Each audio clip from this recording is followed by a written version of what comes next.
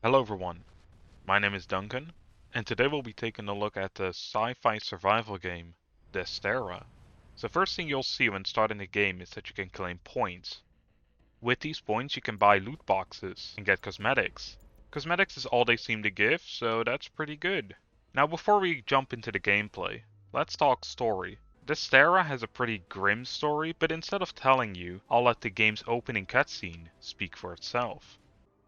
But as humanity increasingly relied on Terrasite, they became more careless about how it was mined. Scientists warned of the terrible consequences of humanity's greed, but no one listened. And then, the apocalypse. Terra split open and filled the skies with fire and ash. A great satellite was constructed in Earth's orbit, a new haven for mankind. Its residents called their new home Orbis, but the peace wouldn't last. Mankind was now faced with a new dilemma.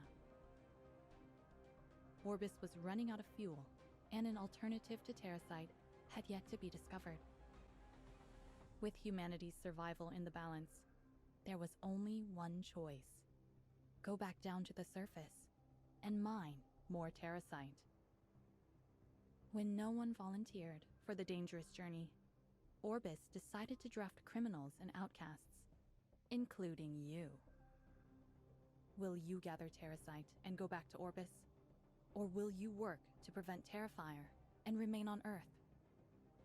Alright, now that we have a basic understanding of the story, it is time to reveal the real villain of this world.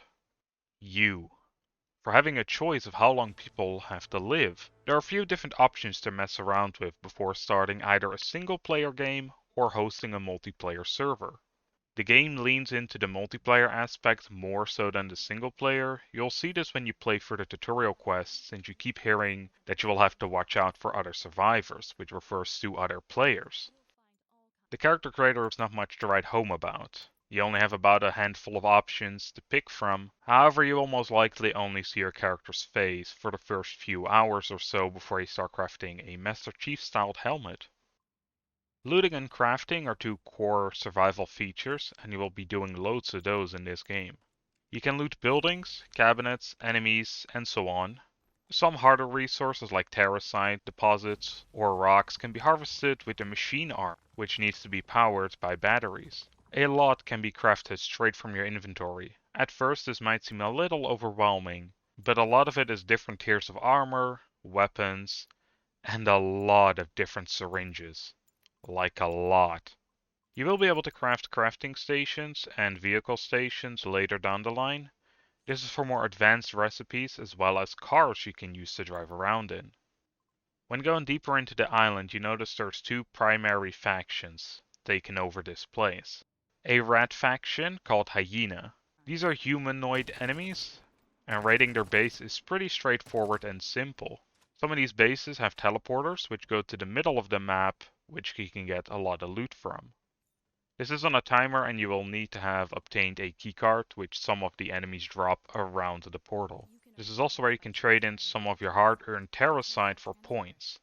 With these points you can buy new weapons, armor, and other goodies, like a pass to board the rocket back to Orbis. Points can also be gained from doing daily quests. These aren't a lot though, so you might be better off getting a ton of Terrasite. Hyena also has control over 5 larger bases. These are specifically marked on the map and have a special name. You want to clear these to progress the story, gain better upgrades, and save the planet. Or destroy it, of course, the choice is up to you. There's a green faction, which are robots gone evil. These locations are radiated, meaning entering these are dangerous. This is where you want to stock up on those anti-radiation syringes and shoot them into your arm like every 5 seconds. It goes up pretty quick. These locations generally hold finer quality crafting materials, so it is worth checking out from time to time. When checking out the map, you also notice there's mech icons. These are small little battle arenas where you can fight a mech. This place is on fire, so make sure to bring some cooling syringes as well. The mech guards finer quality terracite, but when you destroy it, it will also drop legendary quality crafting materials. By holding F2 on your keyboard, you will open a building menu. At first it looks really overwhelming, with loads of different options, but you'll get used to this really quickly, as the layout is done pretty well. You will have to place down foundations to construct your base. You can pretty much build anywhere except for enemy territory and other buildings. If you play online though, do make sure that your base is completely secure and your door has a password before, other people start raiding your base and making it pretty easy. In order to keep your base operational, you'll need to build something called a power core. This core will protect your base from degrading over time and also powers your workstations, as long as it is powered, of course. And this is everything you can expect from Dysterra in the first few hours of play. What will you decide to do? Do you destroy Earth, save it, or you just take the terracite and run? Let me know in the comments. See you guys next time.